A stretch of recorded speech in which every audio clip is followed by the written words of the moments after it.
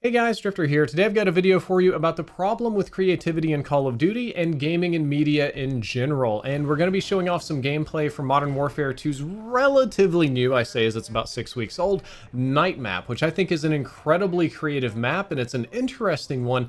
It's one that I love to play, but on the flip side, I also don't want to play it hardly ever, which is kind of a weird thing, but exemplary of the creativity problem. This is my first time playing it actually, so you're going to get to see me bumble around and do some very newbie things as I explore. So let's start off by talking about this map and then expand and expand and expand. So obviously this is the night map. You put your night vision goggles on. You can't aim down sights with most of the weapons. Instead, you do this sort of high ready position laser sight thing, but then everybody can see your laser sight. So anytime you're aiming, you're revealing your position.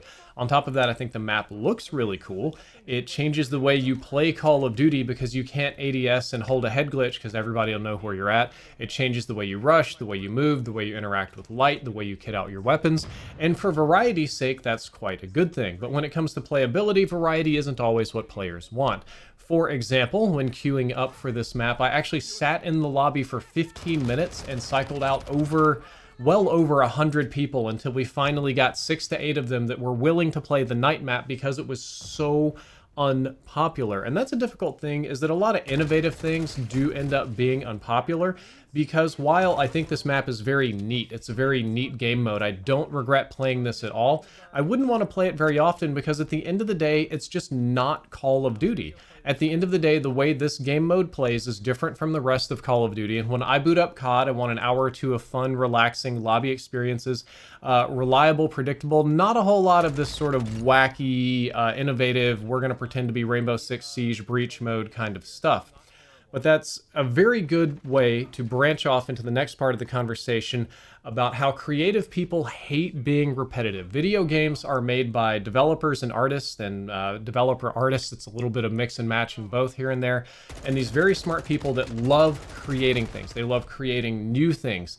They hate being repetitive. They hate being reductive. How many times have you seen an artist that is really well known for one style or one thing or one type of song, and they just get tired of doing it? They get tired of cranking out hits. They get tired of cranking out bangers, and instead they go off in this totally wacky new direction to try to reinvent themselves or explore music or one-up their past work. It's exactly like that in gaming.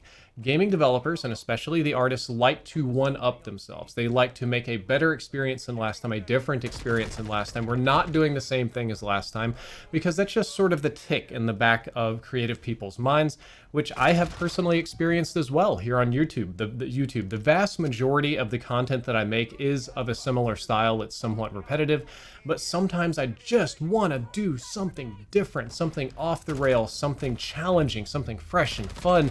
And every now and then it can be very, very rewarding, but most of the time, not so much. Most of the time, my more experimental videos don't get a lot of views because the reality of a media market is that a reliable experience is what sells. It's the same reason that why trailers for movies like John Wick and many others have started showing you many trailers before the trailer to spoil the trailer, and then the trailer is very long with spoilers because market research has indicated actually the more you spoil a movie, the more people go see it because they kind of know what they're going to get.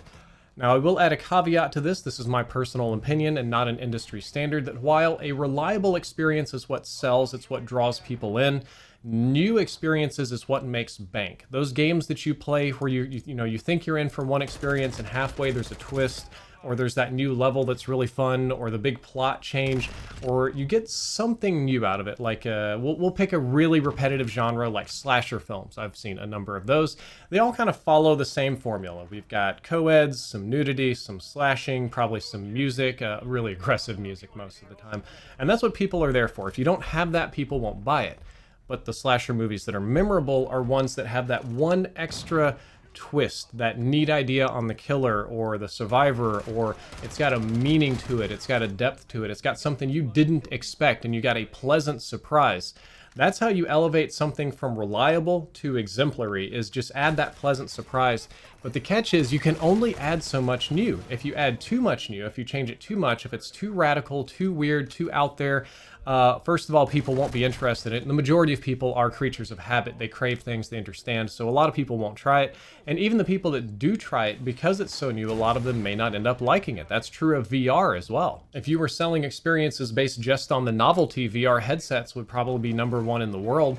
But the reality is that VR gamers like Beat Saber, which is a reliably fun experience. I can do some movie comparisons. For example, when you repeat too much, when you just do the same thing over and over and over again, it gets boring, it gets stale, nobody likes it. Like, say, maybe The Hangover 2.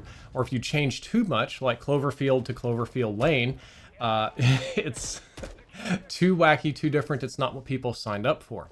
But then you can have this sweet balance, and we'll come back to Call of Duty for this one. Call of Duty Zombies Origins, which I can't remember if that was Black Ops 2 or 3. I'm actually looking at the giant signed poster I have over here that Treyarch sent me. Probably the most valuable collectible that I own, and I can't remember what game it's from. But that was the Zombies experience that you know and love, with the characters that you know and love, but with a little twist. They added the mech, they added the teleporting, they changed the story, they tweaked the characters a little bit, but they still had that classic Call of Duty Zombies gameplay. So you got what you wanted. You got COD Zombies, and then a cherry on top, and that's perfect. And that's what Call of Duty needs, that's what all gaming needs. They need to be able to bank and sell a reliable experience, which Call of Duty is probably the best at. But they have issues because the game is very, very old, which means it's overbaked. The fundamental gameplay elements of Call of Duty have not changed since the early 2000s. Yes, there's you can mount your guns, and there's new equipment and perks and realism and swimming and blah, blah, blah. But the idea of move to a position, shoot some people, reload, move somewhere else, shoot some people, kill them pretty quickly, is about the same as it was in 2006. So it's old and it's stale, yet at the same time, that's what people crave.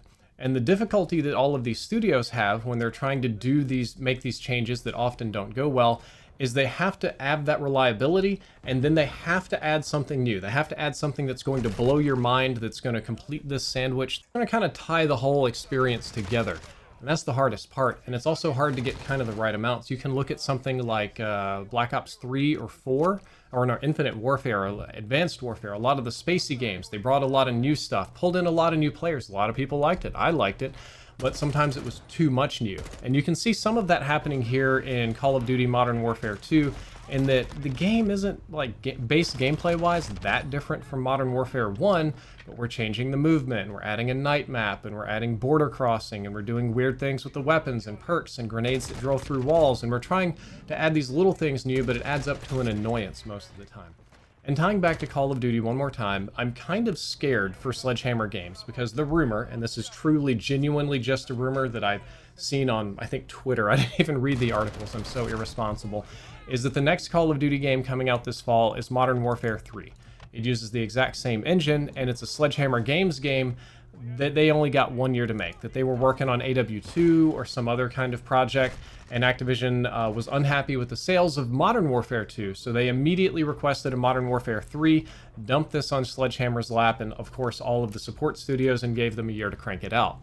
Now they have very little time, but they have to develop a reliable and new experience, so they can't really even test their creativity or master what's going on, and I think it's going to be kind of a rough mix. And if I had to guess, the developers are going to get the balance wrong again. They're going to try to be really creative, they're going to try to do these cool things, they're going to try not to be boring and just have it Modern Warfare 2.5, and probably go too far. That has been kind of the story of this franchise, and I hope to be wrong on this one. But I hope you enjoyed my opinions on this. I hope you learned something useful. It's kind of an old school commentary, but I'm going to be doing more of these.